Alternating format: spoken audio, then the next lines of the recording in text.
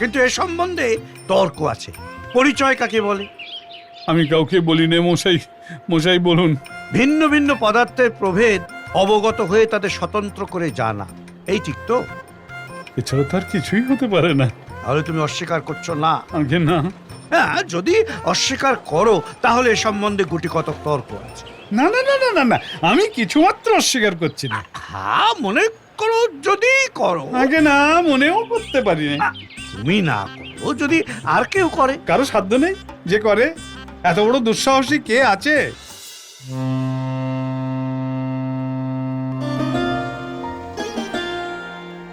মনের বন্দরে দাঁড়িয়ে নোয়ার গল্প জাহাজ এখন শুধু গল্পের সাগরে পাড়ি দেওয়ার অপেক্ষা। এই ছাড়লো গল্প জাহাজ।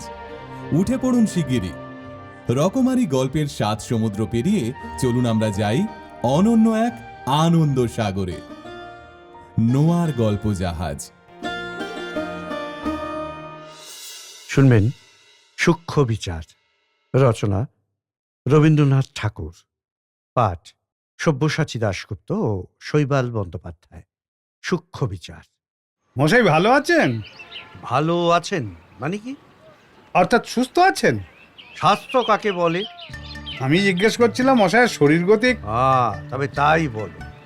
আমার শরীর কেমন আছে জানতে চাও? তবে কেন জিজ্ঞাসা করছিলে আমি কেমন আছি? আমি কেমন আছি আর আমার শরীর কেমন আছে কি একই হলো? আমি কে আগে সেই বল। আগে আপনি তো চণ্ডীচরণ বাবু। সে বিষয়ে গুরুতর তর্ক উঠতে পারে। তর্ক কেন উঠবে? আপনি বলেন যে আপনার পিতা ঠাকুরকে জিজ্ঞাসা করবেন। নাম জিনিসটা কি বলো দেখি? নাম কাকে বলে? নাম হচ্ছে মানুষের পরিচয়। নাম কি কেবল মানুষেরই আছে, অন্য প্রাণীর নেই? ঠিক কথা। মানুষ এবং অন্য প্রাণী। কেবল মানুষ ও প্রাণী ছাড়া আর কিছু নাম নেই। তবে বস্তু চেনার কি উপায়? ঠিক ঠিক ঠিক বটে। মানুষ, প্রাণী এবং বস্তু। শব্দ, স্বাদ, বর্ণ প্রভৃতি অবস্তুর কি নাম নেই? তাও বটে। মানুষ, প্রাণী, বস্তু, শব্দ, স্বাদ, বর্ণ প্রভৃতি অবস্থা এবং আবার এবং এবং আমাদের মনোবৃত্তি ও হৃদয়বৃত্তির এবং আমাদের মনোবৃত্তি এবং হৃদয় বৃত্তি এবং অন্তর ও বাহিরের যাবতীয় পরিবর্তনের ও ভিন্ন ভিন্ন অবস্থার যাবতীয় পরিবর্তনের এবং ভিন্ন ভিন্ন অবস্থার এবং এবং না বলে এইখানে একটা ইত্যাদি লাগানো যায় না? আচ্ছা আচ্ছা, বেশ বেশ। এখন সমস্তটা কি হলো বলো তো, কথাটা পরিষ্কার হয়ে যাক। পরিষ্কার হবে কিনা বলতে পারি না, চেষ্টা করি। নাম হচ্ছে মানুষের এবং অবস্তু। না না না না না না, বস্তু এবং অবস্তু এবং বাহিরের ও অন্তরের যাবতীয় হৃদয় বৃত্তির। না না না, মনোবৃত্তির। না না না না, যাবতীয় ভিন্ন ভিন্ন কিংবা পরিবর্তন ও অবস্থার ভিন্ন ভিন্ন যাবতীয়। এ তো মুশকিল হলো, কিছুতেই গুছিয়ে উঠতে পারছি না। এক কথায় নাম হচ্ছে মানুষ এবং প্রাণীর এবং দূর হোক যাক, দূর মানুষের, প্রাণীর ইত্যাদির পরিচয়ের উপায়। কিন্তু এ সম্বন্ধে তর্ক আছে। পরিচয় কাকে বলে? আমি কাউকে বলি নে মশাই। মশাই বলুন। ভিন্ন ভিন্ন পদার্থের প্রভেদ অবগত হয়ে তাদের স্বতন্ত্র করে জানা, এই ঠিক তো? এছাড়া তার কিছুই হতে পারে না। তাহলে তুমি অস্বীকার করছো না? আগে না। যদি অস্বীকার করো তাহলে এ সম্বন্ধে গুটি কতক তর্ক আছে। না না না না না না, আমি কিছুমাত্র অস্বীকার করছি না। মনে করো যদি করো। আগে না, মনেও করতে পারি না। তুমি না করো, যদি আর কেউ করে। কারো সাধ্য নেই যে করে। এত বড় দুঃসাহসী কে আছে? আচ্ছা আচ্ছা, বেশ বেশ বেশ, এটা যেন স্বীকারই করবে। তারপরে নামই যদি পরিচয়ের একমাত্র উপায়, তবে তবে কি আমার চেহারা পরিচয়ের উপায় নয়? আর আমার অন্যান্য লক্ষণগুলো? আজ সম্পূর্ণ বুঝেছি নাম কাকে বলে, তার নামগন্ধও জানি না। আপনি বলে দিন।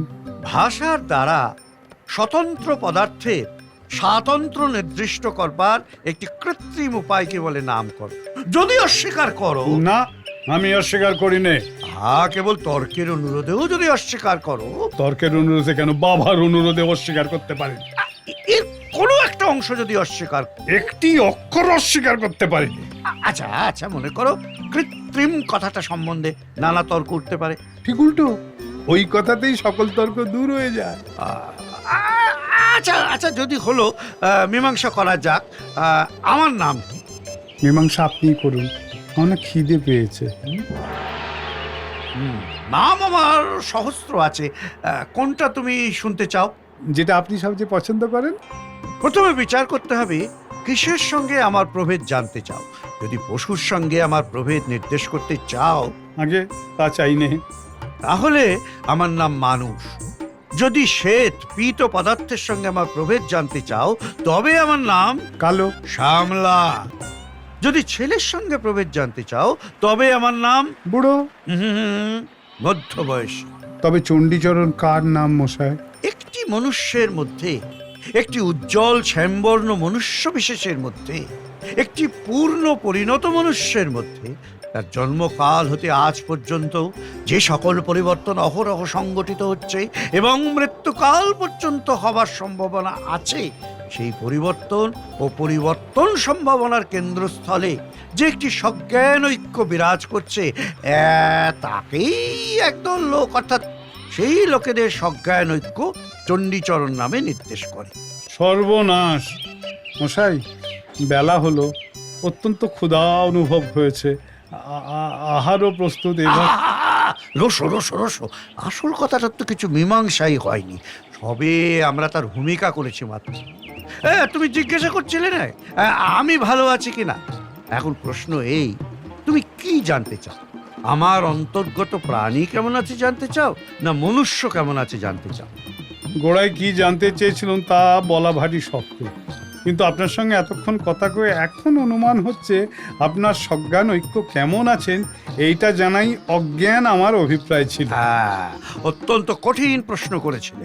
তাহলে মাফ করবেন, অপরাধ করেছি। এখন অনুতাপে এবং পেটের জ্বালায় দগ্ধ হচ্ছি।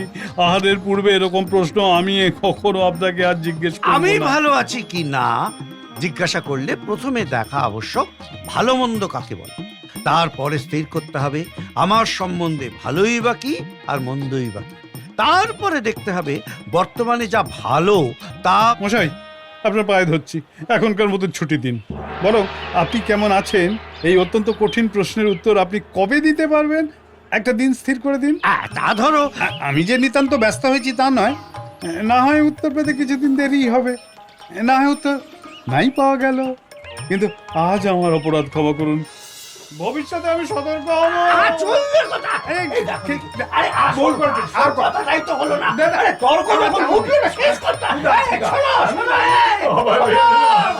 এইরকম আরো গল্প শুনতে সাবস্ক্রাইব করুন নোয়া গল্প জাহাজ, প্রেস করুন বেল আইকন।